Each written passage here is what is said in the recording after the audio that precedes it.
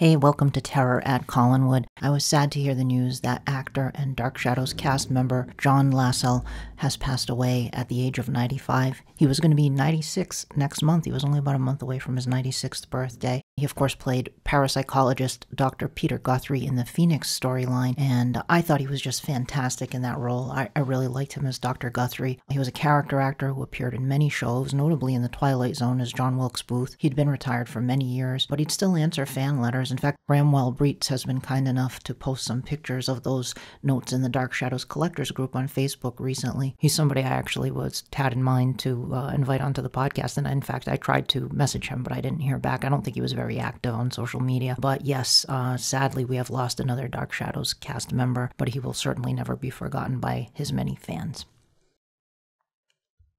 In the good news department, Kate Jackson and Catherine Lee Scott will be appearing at the Chiller Theater Convention from October 25th through the 27th. It sounds like it's going to be spooktacular. I'm sure that's going to be a really fun time. I've been to Chiller before. It is a huge convention. They're pretty legendary, the Chiller Theater conventions.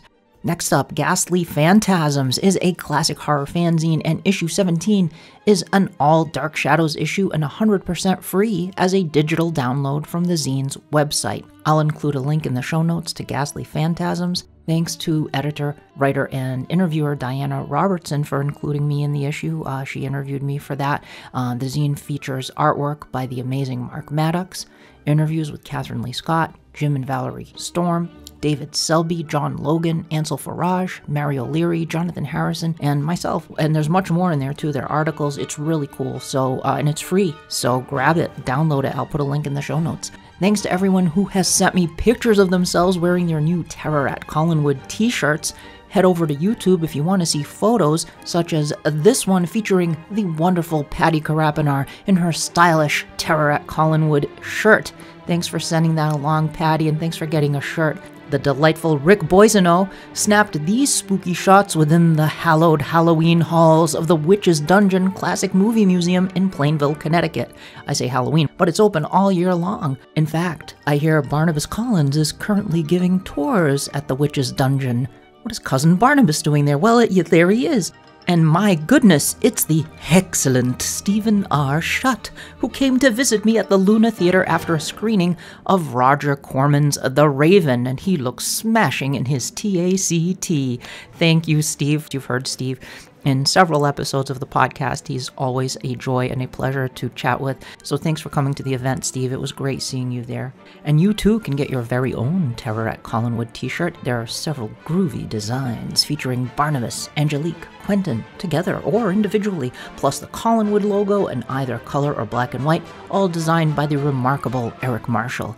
The link to the shop is in the show notes. And also, there's a new Shilling Shocker shirt designed by awesome artist Brian Mays, and it features Penny Dreadful, Garou, and Dr. Manfred von Bülow. And there are many other designs by a variety of talented artists up on the TeePublic site, so I will put a link to the shop in the show notes, and grab yourself a Terror at Collinwood or Shilling Shockers t-shirt if you feel so inclined. And I hope you enjoy your shirts if you get one. If you do, please send along a photo of yourself wearing the shirt, and I'll put it in a video version of a future episode. Next up, writer Rich Hanley, who you've heard in previous episodes of the podcast, has a new article out in Chroma Key magazine. It's about the Ross novels and their connection to a real-life killer. I'll put a link in the show notes to Pencil Tip Publishing, which puts out Chroma Key magazine. I'll put that in the show notes. I was very sorry that I missed the Sleepy Hollow International Film Festival, which hosted the Jonathan Frid East Coast Centenary, and the delightful Guy Haynes posted some great photos of that event on his Facebook page, and he gave me permission to show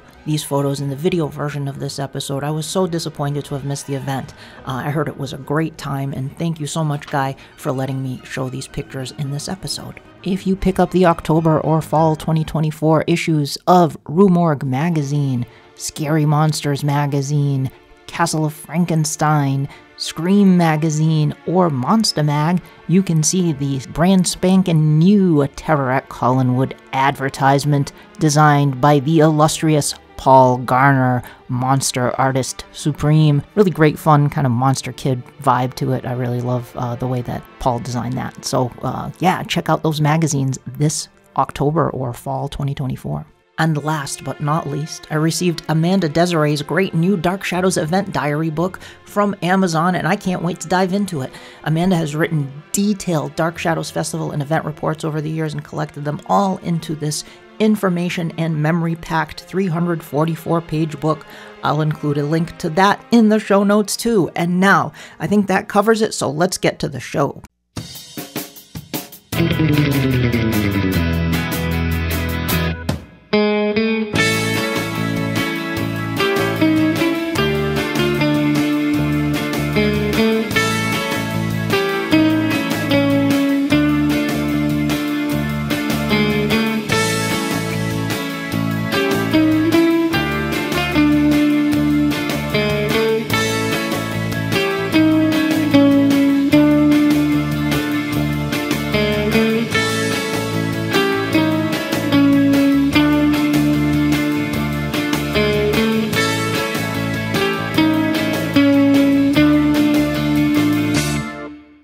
Welcome to Terror at Collinwood. 'Tis I, your hostess, Penny Dreadful, taking on the form of Danielle.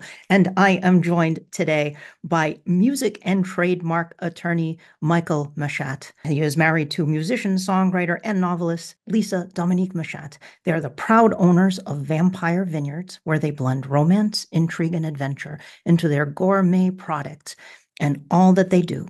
They've been making gourmet wine since 1988. Many thought they were crazy when they dared to call their wine Vampire. Since then, many in the industry have simply copied their ideas.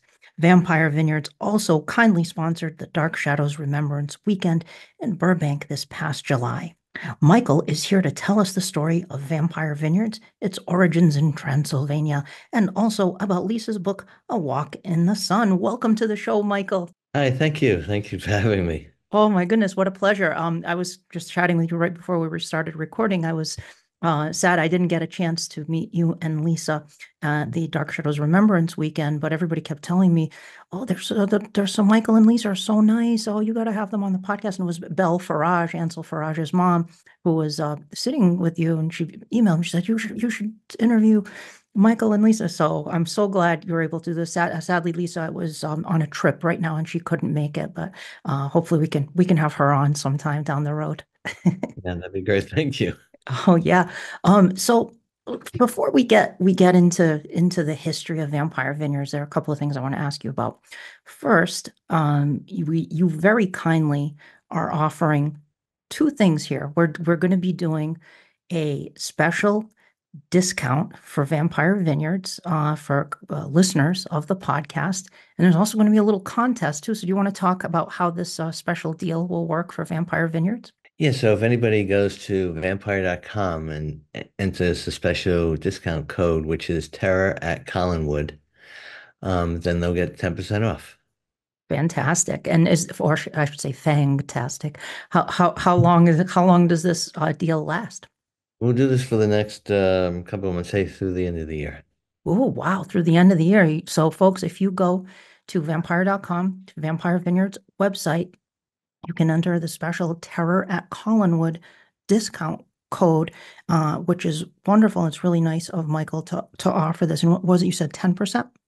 Yes. 10% off on orders. And the wine is wonderful. I have in fact, I have a few bottles behind me that you can see. And there's the one with the cape here, which is really cool. And for those who went to the Dark Shadows Remembrance Weekend, one of these was at every table and everybody had a chance to win a bottle of this. I had a bottle earlier this month. I had some friends over and I showed them the vampire wine and they were super excited. So we cracked open a bottle and it was really good stuff. So definitely take advantage of this 10% off. Now, Michael, you also are kind enough to offer this really cool contest, and I'm going to tell you all how this is going to work. We're going to have a Terror at Collinwood Vampire Vineyards contest where you can win fabulous prizes. So, Michael, tell us about what people can win in this contest. So they'll win the Vampire Starter Kit, which consists of a few bottles of wines. It's actually a bottle of our Vampire Cabernet, a Vampire Pinot Noir, Vampire Merlot, Vampire Chardonnay, and a bottle of Sangria. And Comes with some vampire chocolate gummy bears, and some vampire coffee bags too. Yes, I Steamed have coffee. some of that right here, the coffee. Um, really good coffee, by the way, too. I've been saving. I've been trying to resist the temptation to have this in the morning because I've been saving it to show it in the video version of this episode. Hey, I'm just cutting in here after the fact. Michael wanted me to mention that this contest applies to those within the continental United States only. So, unfortunately, it does not apply to international listeners. Sorry about that. And also not to Alaska or Hawaii. Also, there are certain states, a couple of states with alcohol shipping restrictions, in which case we'll cross that bridge later, but I think there will be an alternative prize package if that's the case. So here's how the contest is going to work, folks. If you listen to this podcast on audio, if you listen to the Apple Podcasts or Spotify, you're going to want to jump over to YouTube and go to the YouTube version of Terror at Collinwood. So it's very easy to find. There's a link in the show notes and every episode to the YouTube version of the podcast. Jump on over to YouTube to Terror at Collinwood, and what you're going to want to do is you have to subscribe to the channel, the YouTube channel, and you have to comment. Those are the two criteria: subscribe and comment on the video. I'm going to leave the comments available up until Halloween. Let's say up until Halloween. So you're going to have about a week to comment, and then once Halloween hits, that's it. I'm going to pick a winner. I did a contest before. You've seen me do this. If you've watched previous episodes, I had the contest a couple of years ago where I picked a name out of a cauldron. That's what I'm going to do again. If you win the contest, I will then ask you to send me your name and address. I will forward that to Michael, and he will very generously send you the Vampire Starter Kit. So make sure you subscribe and comment if you want to enter the contest. All right, Michael, thank you for offering that. It's very generous of you to do that. People are going to Thanks. be It'll be very fun. excited. So, okay. So let's talk about a little bit about your experience at Dark Shadows Remembrance Weekend. How did that come about that Vampire Vineyards became the sponsors of the Dark Shadows Remembrance Weekend? So Mary O'Leary contacted me, and she called and she told me that she was putting on this convention, and she asked me about it, and she asked if I'd like to participate, and I told her, well, of course. And I guess that's kind of there was several phone calls and emails back and forth, but that's basically all it was. The convention was in Burbank, and I live locally Mhm. in the Hollywood Hills. Had you ever been to any kind of a Dark Shadows event or convention before? Was that your first No, one? I it was my first time. I mean, when Dark Shadows came out, I at that age when it first came out, I was watching cartoons. Uh-huh. So I didn't actually know that much about Dark Shadows, but it was only after I started talking to Mary that I started watching the reruns of the show, and I couldn't believe how good it was. Yeah. I mean, it is, and I'm still watching it now Oh, because very cool. Oh, yeah, wonderful. I How mean, are you it's finding fun. the show?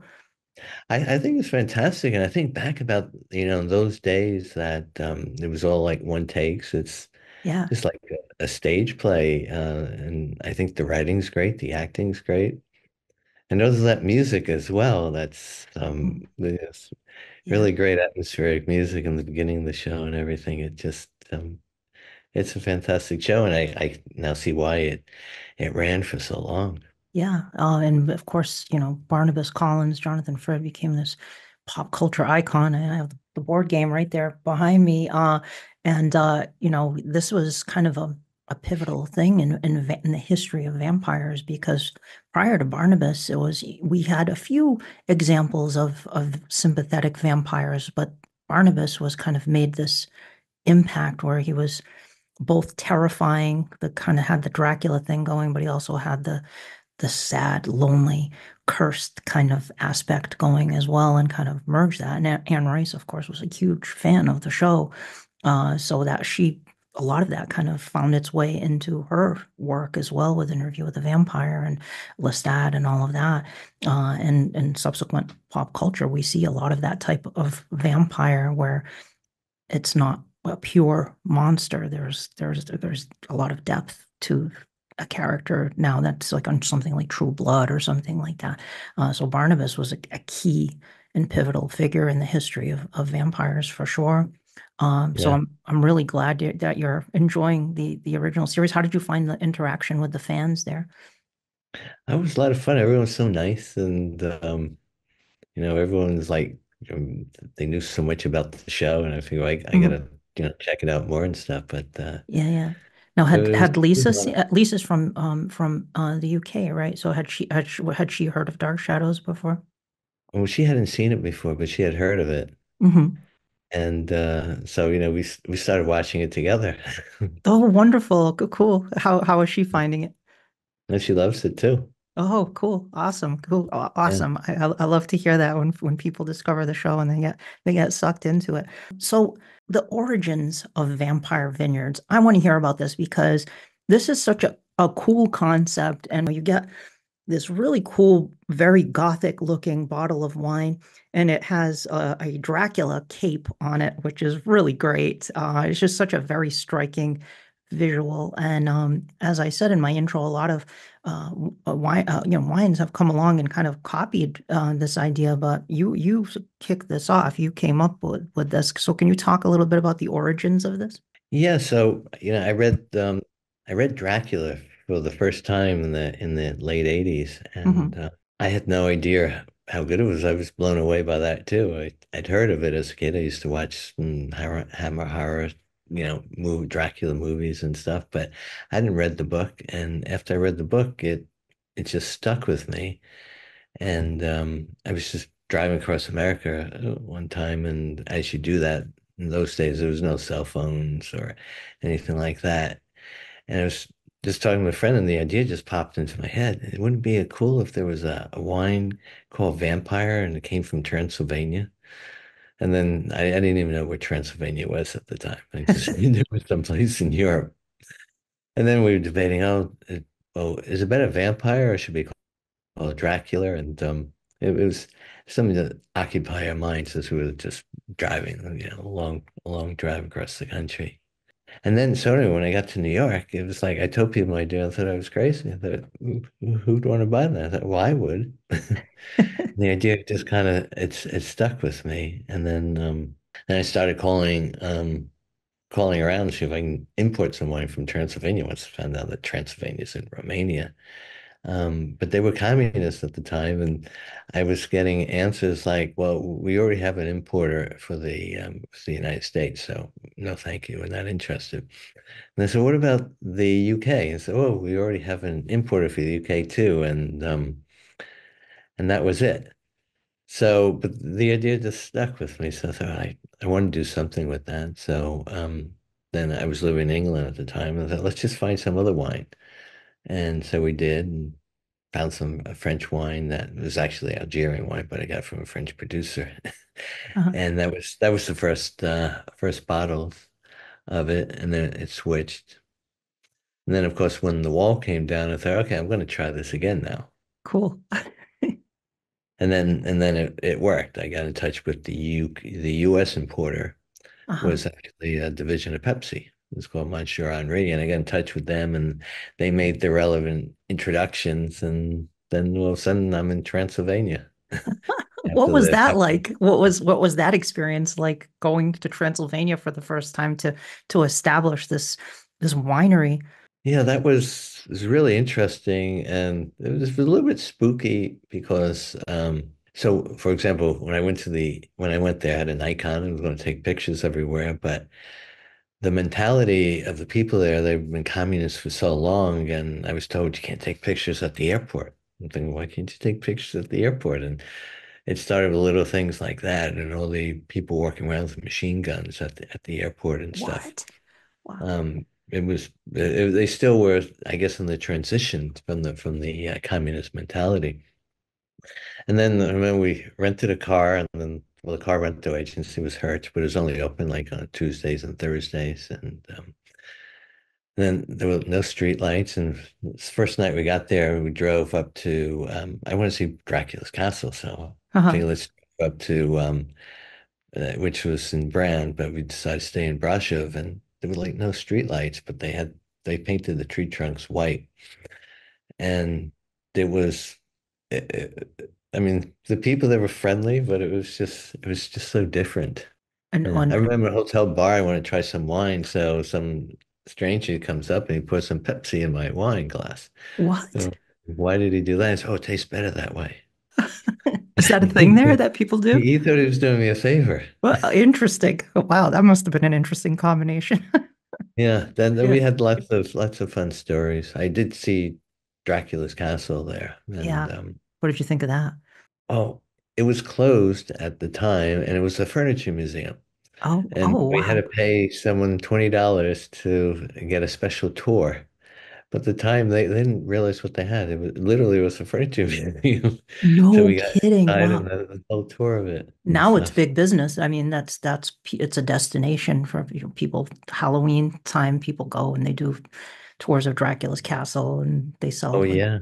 Dracula tchotchkes and things like that. People, tourists, will go there for that. So how did they react to the idea of like? Did you start the vineyard there? Did you was it were or was it like being distributed or bottled out of there? Like, how did it work Yeah, initially? so Was the idea Transylvania? was to get the wine from there. So Mm, I had some wine from France and then I switched some wines from Italy. But then the idea was let's just move the whole operations to Transylvania. So the contacts I met with in Romania, those people, they were in charge of the export division of all Romanian wines. So in the transition, they knew everybody that made wine. So we drove to various vineyards and wineries, and I tasted lots of different wines. Interesting. Um, Yeah. I remember this one wine that I liked the best. It was a Cabernet Sauvignon, and the guy I was with, he spoke English and Romanian. He was in charge of the export division, but he was bilingual. He spoke many languages actually.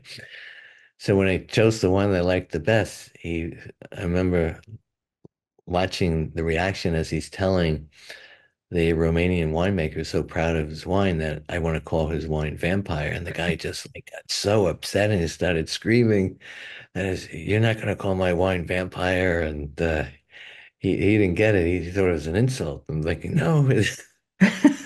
I'm like watching the conversation go on in Romanian. Yeah, It's funny because in the pop culture image of vampires was like, oh, it's cool, it's vampire, it's Dracula, but I mean, in a country that's steeped in tradition and folklore, that what vampires are, it's not a good thing. Vampires are not a positive thing, I'm sure. So, and I know there are a lot of people from Rome. I've had a guest on whose husband is Romanian, and he's not a big fan of the whole. He says there's a lot of the people there kind of don't are not fans of the whole pop culture aspect of vampires, and it probably took a while for them to kind of adjust to that idea, particularly since they realized, oh, this is a money maker. People will come right. and so. And once the wine came out, I'm sure it was a successful product. I'm sure for them, and I assume they probably changed their tune after that. I would hope. Yeah. Yeah, they did. But in the meantime, I learned about the history of Vlad the Impaler, who Yeah. was nicknamed Dracul, which is short for Dracula, and I think it means dragon. But I learned about the history of this. So this is the real Dracula, not the Bram Yes, Stoker and he's a Dracula. hero there, right? In He Romania. is, yeah, Yeah. because he protected the country against the invading Turks, and there's the whole other side of Dracula that I guess the Romanians have that they think of him. Were you always a big wine connoisseur? Was this your first kind of experience with wine, or? So I liked wine. I grew up drinking wine, but I didn't know much about wine. It was like just like eating food. I'm not a Mhm. chef, but I like good food. And the same thing with wine. And so I didn't know why I liked wine or what wine I liked. I just, I'd recognize a wine label and that would be it. And during those times too, wine had, I mean, names like Cabernet Sauvignon, I couldn't pronounce back then. And all the wines had like, particularly the French wines. I couldn't pronounce the French wines, but I did like them. So my idea was let's just get a good wine and give it a fun name. Yeah. That was the concept behind it. Let's make wine fun.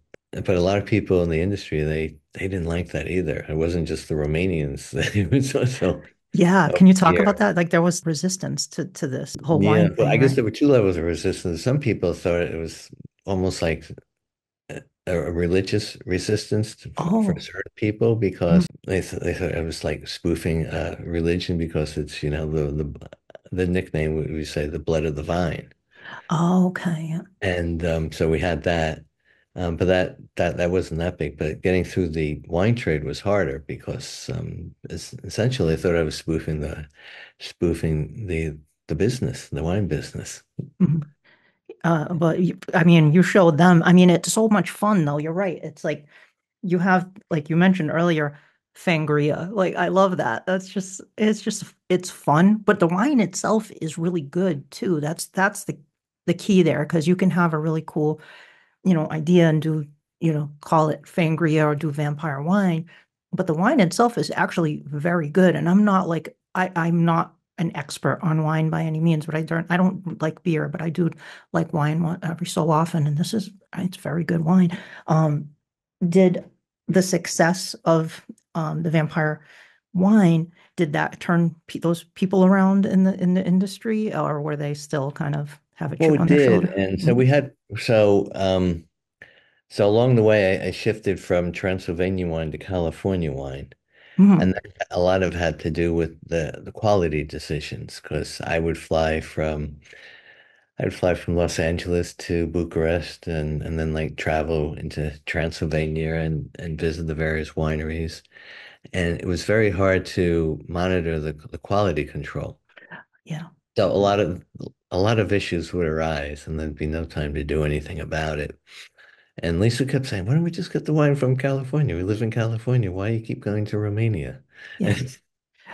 And so eventually we did. Um, and we decided the first batch of California wine we got from Paso Robles, which is just a 3 hour drive from us in Los Mhm. Angeles. And that's when we really started going after the quality. I realized we could go taste the wine whenever we want to taste the wine from. I would say we'd be there from the time that the grapes were harvest to watching them Yeah. and put in the barrels Mhm. and do everything. Yeah. So So it really changed then. wonderful. So you moved the whole operation from Romania, from Transylvania over to California.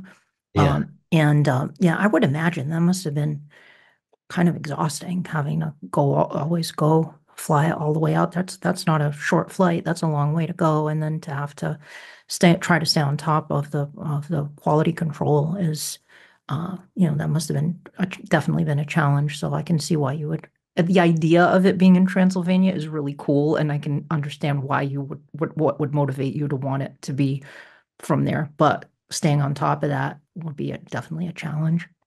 Yeah.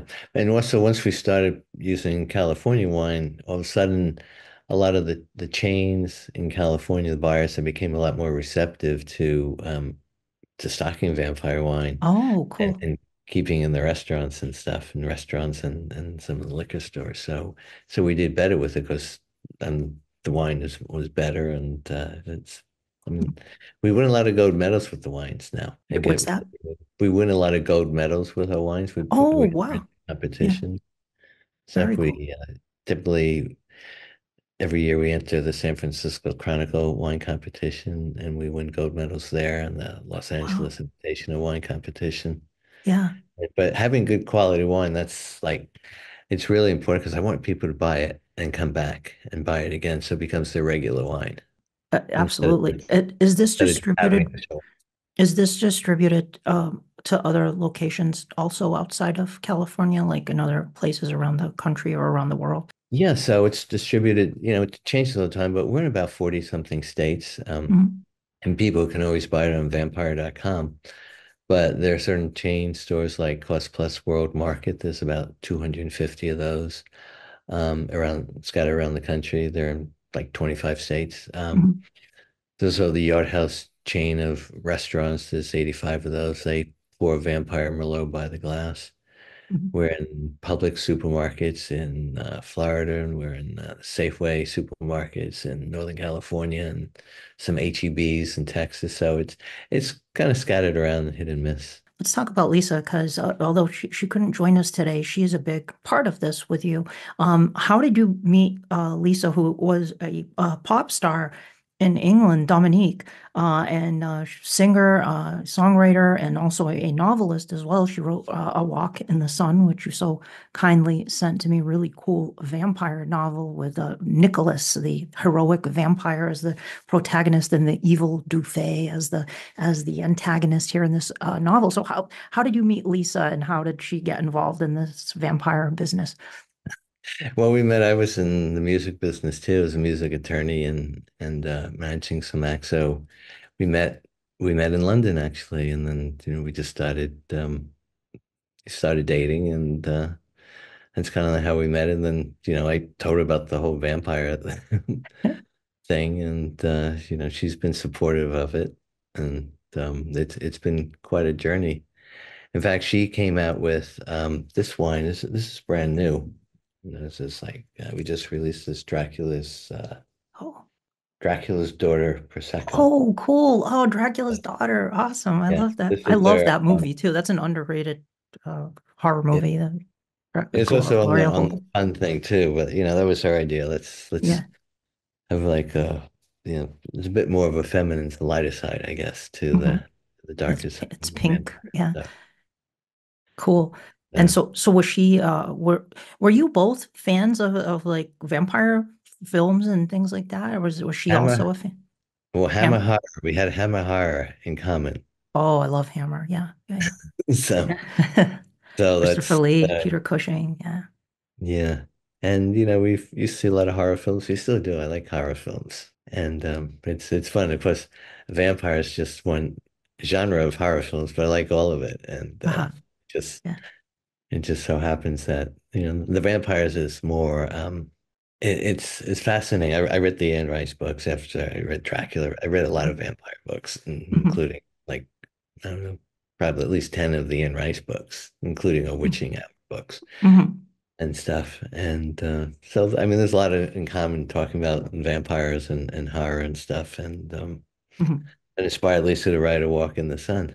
Yeah. Okay, talk about so after you met and she got involved in the vampire wind, that this inspired her to write this novel. Yeah. Yeah, she Wow. wrote it like 10 years ago, and this Yeah. is like the 10th anniversary edition. Yeah. So can you talk a little bit about this? What are your thoughts on this novel? Because it has I haven't finished it. I started reading it a couple of weeks ago, right when my semester started. I teach college during the day, so it's been kind of busy. But I did read a good part of it. It definitely has this, this heroic vampire Nicholas, who's named after your son. That's my yes. Yeah, yeah, that's so cool. Yeah. Yeah, that's awesome. And he's and got all kinds of great reviews here on the back. So, what are your thoughts on A Well, Walk in the Sun? Kathleen Lee Scott, she read the book. She loved it. She gave a fantastic review. I saw that. She posted it on Facebook. Yeah, that's really cool. It is a really Yeah. cool book. I know that Lisa hadn't watched Dark Shadows, but that Nicholas kind of has a Barnabas-esque kind of quality to him as well. That kind of a vampire who's cursed almost. He's to be a vampire, but he's trying to do the right thing to help. So Right. it definitely has that whole vibe going on. Um, The but book really pulls at your emotions. It's a very emotional book. I find that unusual for a lot of the vampire books because you really get into the characters. mhm. Is this her first novel? Yeah, it is. Yeah. Yeah. Yeah. And the ending is just fantastic. Okay, It I'm has almost there. Don't spoil no, no, I won't it. spoil the ending because there's a twist at the ending, and it's just it's so good it make you almost want to cry. It's such a great book. And she's writing a sequel right now. So that was Oh, the very idea of cool. the having the let's do the 10th anniversary, and we got the first part of the first chapter of the sequel in the book. Oh, wonderful. Very cool. That's great. Is Lisa still performing as well, like as a musician? No, no, she's just strictly writing now. Doing writing now. Okay. Yeah, very cool. Um, what are some of the other products offered by Vampire Vineyards? Because we talked a little bit about the coffee here. Uh-huh. And I also resisted the temptation to have this really cool dark chocolate with the black and purple wrapper. Just the design work too on these on the packaging is just so gothic and spooky. And I love it. So what can you talk a little bit about some of the other products that you offer through Vampire Vineyards? Yeah, so well, we came out with a vodka and recently a tequila. I mean, I have a bottle Oh, of our what? No tequila here, way. vampire Wow. tequila, I love it. and that came about. I don't know, we were talking about doing a vampire tequila for ages, and there's as a lawyer, I represent people in the booze business, and a lot of people I know that make tequila, and one of them wanted to do it. I was talking about it, and I had a mock-up label, and one day he just sends me and says, "What do you think?" He took my mock-up and just put it on a bottle of tequila, and then so we decided to do it, and that's brand new, but that's doing really well. Everyone likes that, and we also came out with I don't have a picture of it here, but a can of a ready-to-drink absinthe cocktail. It's called Vampire Spirits Absinthe Cocktail. Oh, nice.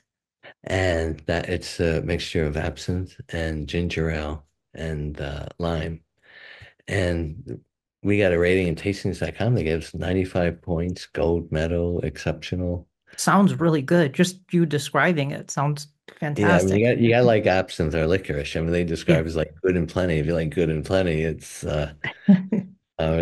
fantastic. So we have that. That's a new one too. Is And it then green or like absinthe or yeah, yeah, yeah, a bit of cool. greenish yellowish color Uh-huh.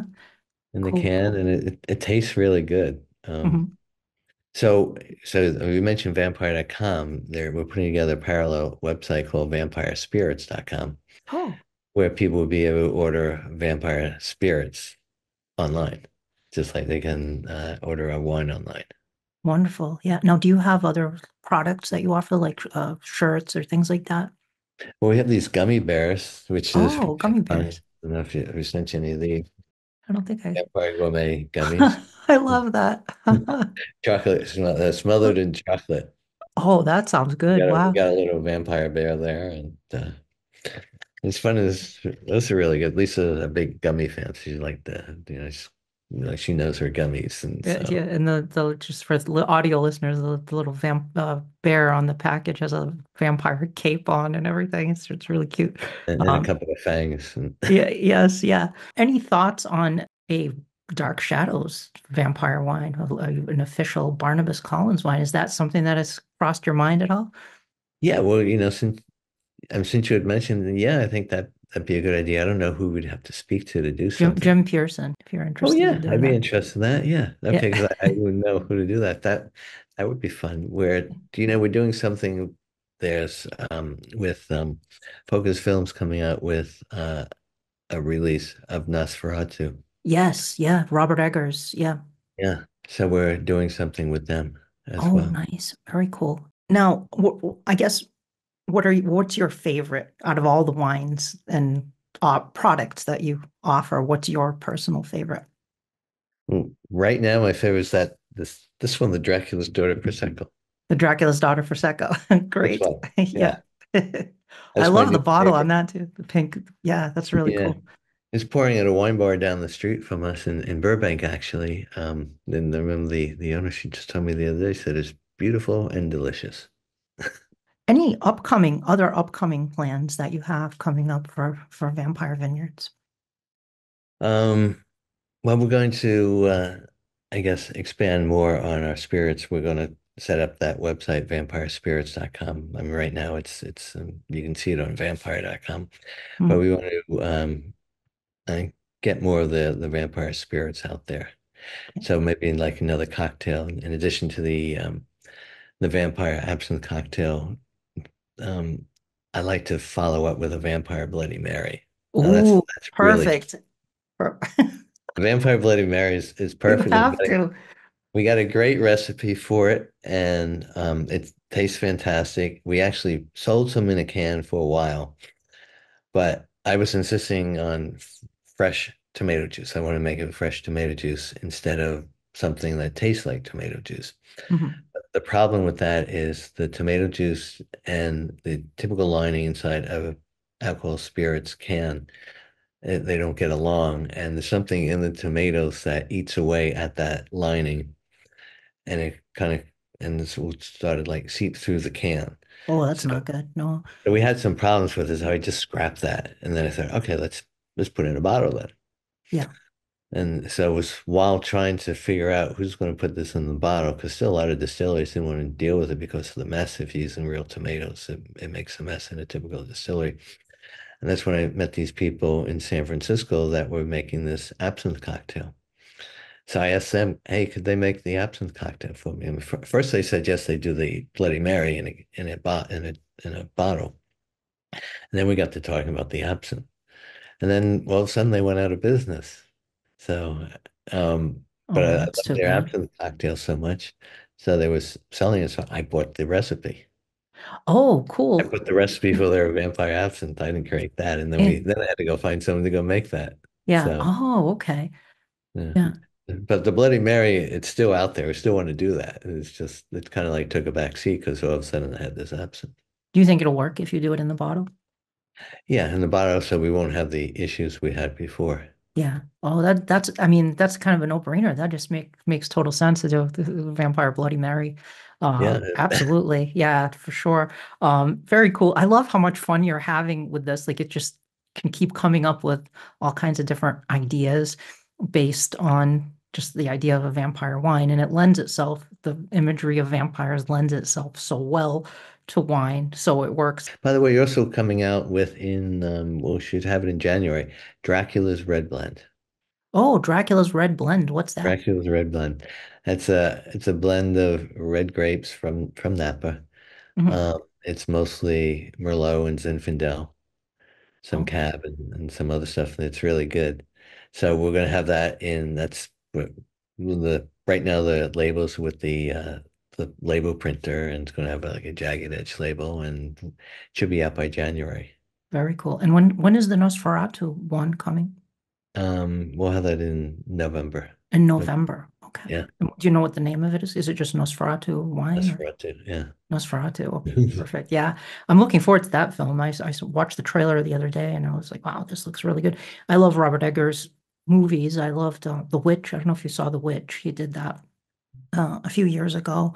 Really spooky, very eerie, kind of a folk horror kind of a thing. It was excellent. Yeah, Nosferatu is going to be, I'm very excited about that.